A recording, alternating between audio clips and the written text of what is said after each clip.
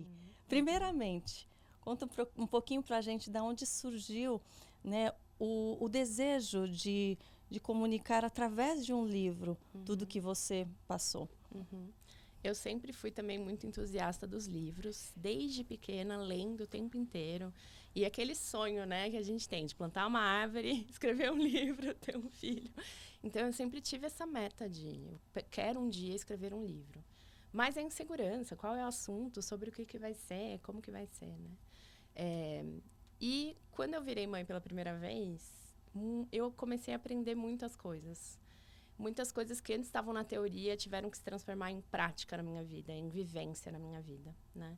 Eu sou filha de pastor, nasci e cresci na igreja. Então, eu sempre soube muito sobre Deus. Sempre soube muito sobre a vida com Deus. E você já frequentava a igreja? Eu já frequentava a igreja, nasci na igreja, sempre estudei muito. Já estudava teologia antes de me tornar mãe. Mas quando eu me tornei mãe, eu percebi que eu sabia muito, eu tinha muita teoria. Mas na prática estava difícil. Mas na prática eu não confiava mesmo, sabe? Eu não acreditava naquilo que eu dizia que eu acreditava. Era só algo que estava na minha mente. Ainda não tinha feito o download para o meu coração, né? Então, nesse momento que eu me tornei mãe pela primeira vez, eu entrei em depressão. Comecei a ter crise de ansiedade. E aí eu entrei também numa crise espiritual muito grande, né? Uma crise de fé, de falar, poxa, Deus, eu tenho sido a boa menina até aqui. Nasci na igreja, nunca me desviei. Sempre procurei fazer tudo certinho. Por que agora eu tô tendo que enfrentar isso? Será que é falta de fé? O tanto que a gente ouve, né, com relação à ansiedade, depressão, sim. sendo falta de fé ou sendo falta de uma vivência espiritual com Deus. E eu sempre mantive uma vida devocional, uma vida espiritual ativa. Mas ainda assim eu precisava fazer esse download, eu precisava transformar em experiência coisas que estavam só na teoria.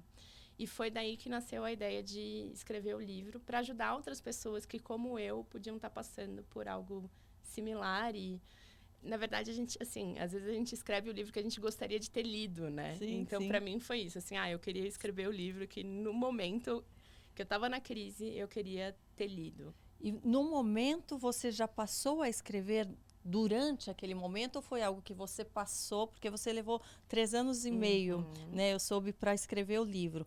Então, foi numa constante, cada coisa que você vivia, você colocava no papel, ou depois que você passou por tudo, né? Fez o download do aprendizado, você resolveu registrar? Não. Eu sempre amei muito escrever, mas por conta da vivência da vida, né? O crescimento, os compromissos dos profissionais, eu tinha deixado um pouco para lá a escrita. E aí, quando eu me tornei mãe, eu resgatei, mas eu estava escrevendo mais sobre as minhas vivências de maternidade, comecei a postar mais no Instagram, né? A gente compartilha, a gente quer muito compartilhar sobre a maternidade, né? Quando a gente se torna, assim, mãe.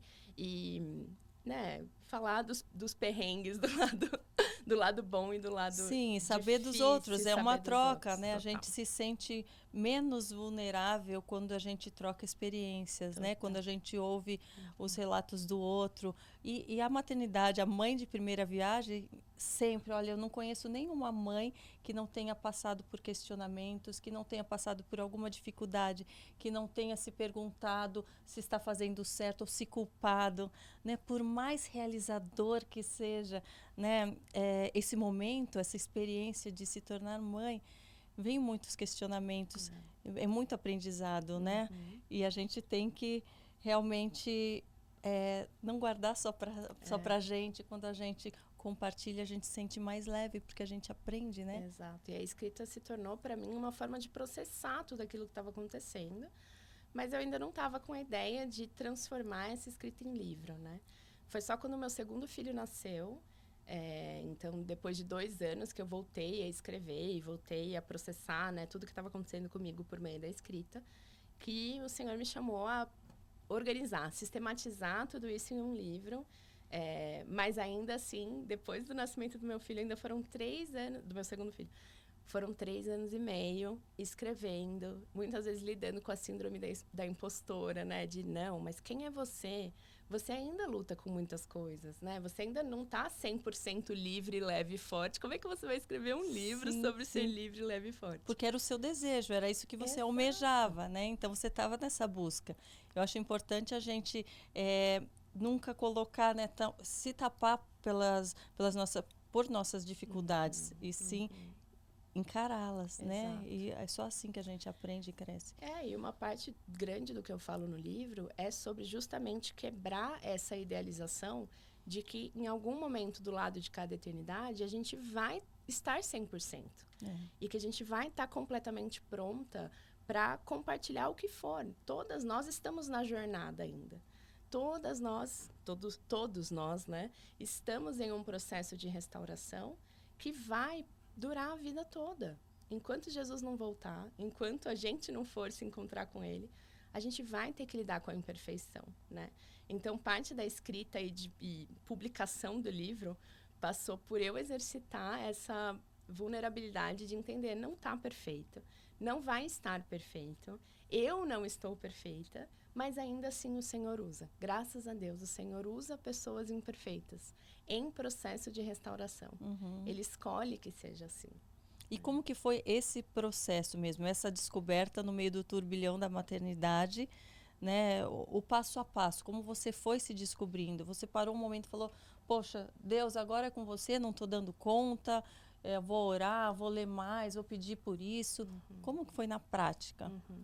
Eu sempre fui muito perfeccionista, sempre tentei muito dar conta de tudo sozinha. Aliás, me identifico com isso, gente. Me identifico, eu li você falando sobre isso, que você queria ter o autocontrole. Essa é uma forma da gente querer ser dominadora sem parecer que a gente é, sem querer encarar que a gente Exato. Mas é isso, é querer dar conta de tudo, não depender de ninguém, achando que isso vai fazer com que a gente não se frustre. Então, é assumir a responsabilidade sobre os nossos atos, o que é importante, porém, sem pensar na vontade de Deus, sem saber o momento de relaxar e de descansar, né? É assim que você se sentiu, Exato. né? E às vezes a gente espiritualiza, né? A gente acha que, não, tentar controlar o meu trabalho ou controlar os meus filhos, eu vou, né, entregar para Deus e confiar. Mas com relação às minhas questões, a minha luta, é parte da minha responsabilidade, fidelidade e obediência que eu tenha tudo sob controle, né? Então, para mim, foi um processo bem difícil mesmo de desconstrução, porque, como eu disse, eu sempre tentei muito ser a boa menina. Eu sempre quis fazer tudo certinho. E por algum motivo, assim, por mais que eu soubesse na teoria que não era isso, na prática eu achava que enquanto eu estivesse fazendo tudo certo, o Senhor ia me abençoar. E o ser humano opera dentro dessa lógica.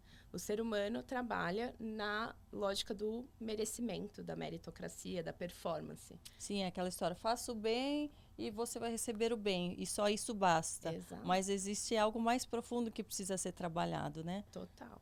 E aí, o que aconteceu? Quando eu engravidei, eu estava tudo lá, casei no tempinho certo, agora eu vou ter o meu primeiro filho, né, todos os preparativos para o primeiro filho, cuidando da alimentação e tudo mais. E eu pensando, cara, não, olha só, o Senhor está cuidando, o Senhor está me abençoando, vai dar tudo certo. Meu primeiro filho, assim, só vai ser, né, eu vou, pela graça de Deus, conseguir dar conta. E aí, quando ele nasceu, ele veio com uma série de dificuldades, assim, de saúde mesmo, assim. Ele tinha alergia alimentar muito grave, que fazia com que ele tivesse refluxo e tivesse cólicas, tivesse crise de dermatite atópica. E eu não conseguia fazer nada por ele, até a gente descobrir o que era. Então, eu precisei exercitar muito a minha confiança e dependência de Deus e a quebra mesmo do meu orgulho, de perceber, cara, eu posso tentar me esforçar, ser a melhor possível, mesmo até com uma meta certa de ser fiel a Deus, de ser, né, obediente a Ele, mas ainda assim as coisas não estão debaixo do meu controle. E o fato das coisas darem errado, mesmo que a gente tenha se esforçado para que elas dessem certo, isso não significa que Deus nos ame menos ou que Deus não continue no controle. né? Então, eu tive que entrar nesse processo de desconstrução da lógica do merecimento, da performance, para a lógica da graça e da dependência. E aí foi num momento assim, depois de eu muito me debater, muito tentar solucionar com as minhas próprias forças, foi quando eu me rendi e falei, Senhor, eu preciso transformar a minha forma de ver a vida e de lidar com a vida.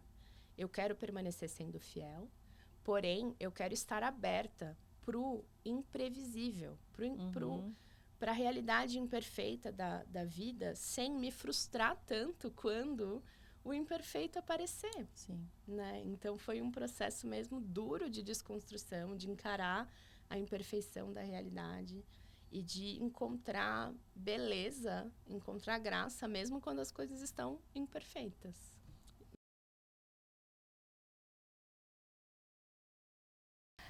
Se você já amou esse trechinho, imagine o bate-papo completo com a autora do livro Livre, Leve e Forte, Luísa Nazaré. E eu já consegui um cupom de desconto para vocês junto com a editora Thomas Nelson. Aproveitem, está tudo aqui na descrição abaixo. Vocês vão amar.